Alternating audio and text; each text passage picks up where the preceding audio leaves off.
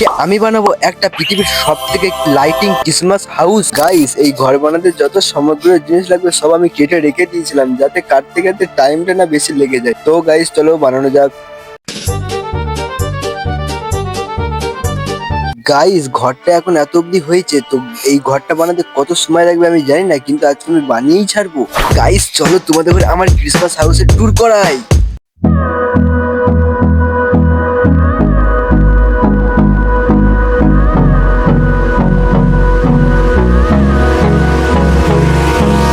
Hold me close till I get up.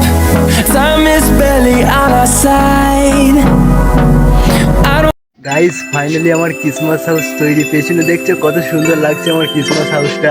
আর তোমাদের আমার Christmas house কেমন লাগছে অবশ্যই কমেন্টে জানাবেন। গাইস, এটা হলো একটু উপর থেকে নেওয়া ভিউ। এই ভিউটি কেমন লাগছে অবশ্যই জানাবেন।